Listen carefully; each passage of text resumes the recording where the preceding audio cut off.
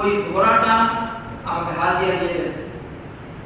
আমাদের পুত্রী প্রধান আপনার এই ঘোড়াটাকে হাদিয়া চেয়েছে। তখন সেই ব্যক্তি আফসোস করে বললেন, তুমি যদি কথা রাত্রিবেলা বলতা তাহলে দিতে পারতাম, কিন্তু রাতের বেলায় তুমি যখন মেহমান হিসেবে আমার বাড়িতে আসছো তখন আমার বাড়িতে কোনো খাবার ছিল না, এই ঘোড়াটা জবাই করে রাতের বেলা তোমাকে খাওয়াই দিয়েছে। সুবহানাল্লাহ। আমাদের উদ্দেশ্য একজন দানবীর কত বড় হয়, তার নিজের পার্সোনাল একটা ঘোড়া একজন সাধারণ মেহমানকে তিনি দিয়ে দেন, যে জবাই করে তাকে মেহমানদারি করেন। একটা ঘোড়া সাধারণ কিছু না। এখন তারা যানবাহন প্রাইভেটটা দামি দামি যেগুলো পার্সোনাল ব্যবহার করে, এটা যেরকম মূল্য কদর আছে, তৎকালীন একটা ঘোড়ার ততটা কদর ছিল।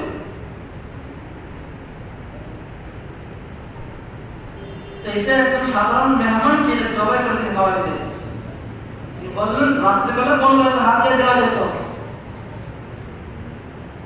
এবার বললেন একজন কাফের খ্রিস্টান গোত্র প্রধান মেহমানদারিতে কতটা যত্নশীল, কতটা যত্ন করে মেহমানদারি।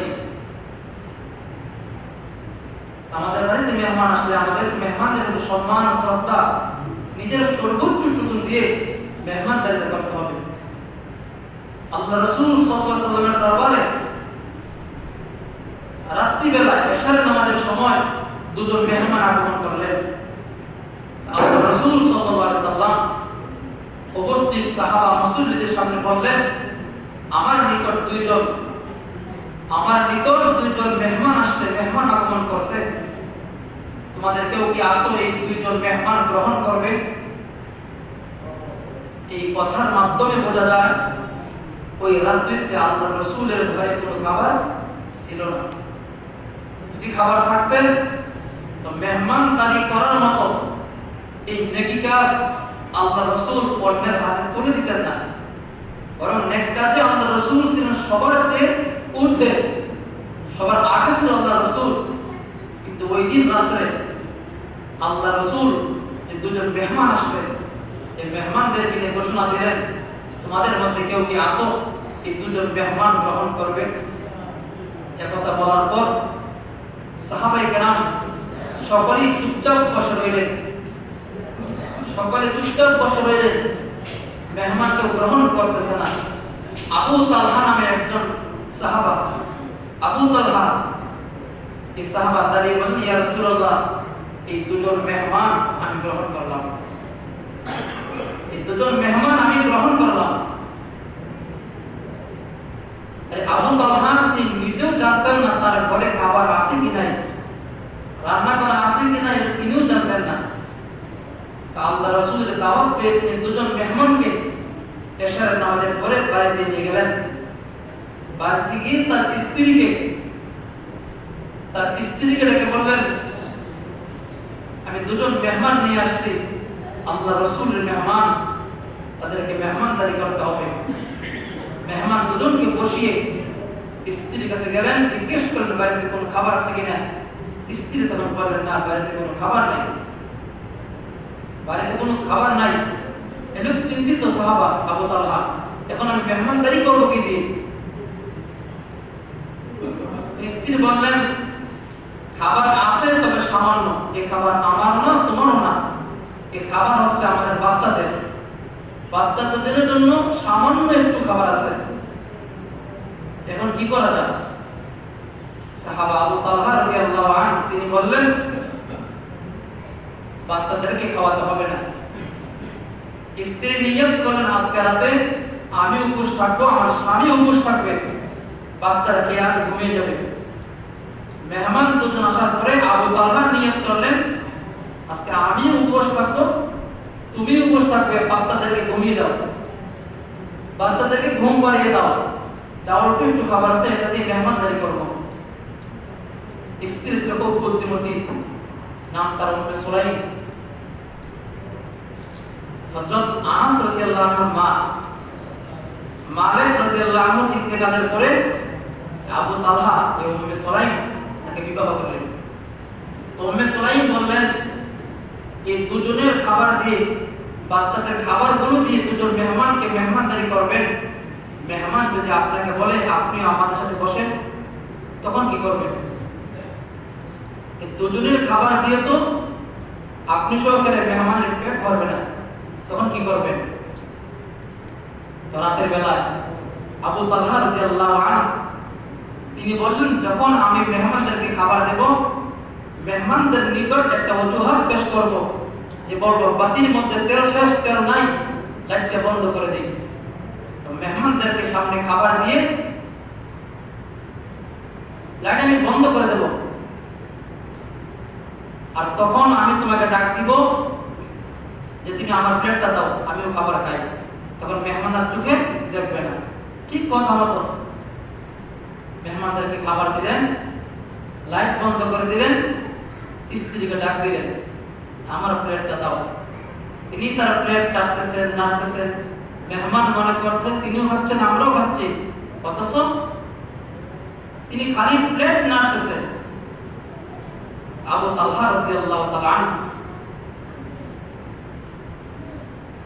রাতের বেলায় মেহমানদেরকে আপ্যায়ন করলেন, মেহমানদারি করলেন।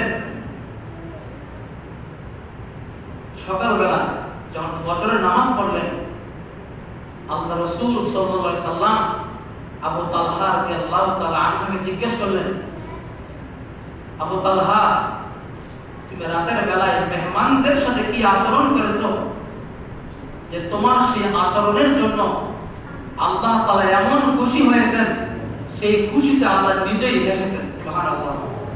আল্লাহ নিজে হাসছেন তোমাদের মেহমানদের দেখে, কি এমন আচরণটা করেছো। শুধু তাই নয়, তোমাদের মেহমানদের দেখে আল্লাহ তাআলা কোরআনুল কারীমে একটা আয়াত নাযিল করে দিলেন, ওয়ায়ুনযিরুনা আলা আনফুসিহিম ওয়ালাউ কানা বিহিম খাসাসা। সুবহানাল্লাহ। এই আয়াত নাযিল করে দিলেন তাদের পক্ষে। আল্লাহ বলেন, আমার বান্দাদের মধ্যে এমন একজন বান্দা তৈরি হয়ে গিয়েছে যাদের নিজেদের চাহিদা থাকা সত্ত্বেও, নিজেদের চাহিদা থাকা সত্ত্বেও তারা অন্যকে প্রাধান্য দিয়ে দেয়। এই খাবার তো তার নিজেদেরই দরকার ছিল, নিজের দরকার থাকা সত্ত্বেও মেহমানদেরকে দিয়ে দেয়। তাদের উদ্দেশ্যে আল্লাহ তাআলা কোরআনুল কারীমে এই আয়াত নাযিল হয়, ওয়ায়ুনযিরুনা আলা আনফুসিহিম ওয়ালাউ কানা বিহিম খাসাসা। সুবহানাল্লাহ। কত সুন্দর মেহমানদারি করতেন সাহাবায়ে কেরাম। মান কানা ইউমিনু বিল্লাহি ওয়াল ইয়াউমিল আখির, আল্লাহ রাসূল সাল্লাল্লাহু আলাইহি ওয়াসাল্লাম বলেন, কেউ ঈমান এবং আখিরাতের প্রতি বিশ্বাস স্থাপন করলো, ফালইউকির দায়ফাহু, সেজন্য মেহমানদেরকে সম্মান করে, ইজ্জত করে, কদর করে। যারা ঈমান এবং আখিরাতের প্রতি বিশ্বাস স্থাপন করে, সেজন্য মেহমানদেরকে সম্মান করে। আরেক হাদিসে রাসূল বলেন যে মেহমানদারির মধ্যে দুনিয়ার অনেক কল্যাণ আছে, অনেক কল্যাণ নিহিত আছে। আমাদের মেহমানদারি এটাকে খুব যত্ন সহকারে করতে হবে। এমন আচরণ করা যাবে না যার জন্য মেহমান কষ্ট হয়। অনেক ফ্যামিলি দেখবেন স্বামী স্ত্রী দুজন মিলে যুক্তি করে ঝগড়া করে মেহমান আসলে, তোমার বোন আসলে কেন, তোমার ভাই আসলে কেন, এরকম। এগুলো নিয়ে স্বামী স্ত্রী নিজেদের মধ্যে ঝগড়া লাগে। নিজের কষ্ট হলেও এগুলো সহ্য করে মেহমানদেরকে নিজের সর্বোচ্চ জীবন দিয়ে মেহমানদেরকে সম্মান, ইজ্জত, শ্রদ্ধা করতে হবে। তাদেরকে বসতে দেওয়া যাবে না। মেহমানদের কিছু নিয়ম আছে, আবার যারা মেহমান এদেরও কিছু কাজ আছে। মেহমান হিসেবে আপনি একজনের বাড়িতে 2 দিন 3 দিন সর্বোচ্চ থাকতে পারেন, সর্বোচ্চ 3 দিন। মেহমান আসতে যদি 7 দিন থাকে, 7 দিন তো মেহমানদারি করা যায় না। ভালো মতো কয়দিন মানুষকে খাওয়ানো যায়, সর্বোচ্চ 3 দিন থাকবেন, এর বেশি না। অনেক সুযোগ পাইলে 3 দিন 4 দিন 5 দিন 7 দিন পর্যন্ত থাকে। এমনটা করা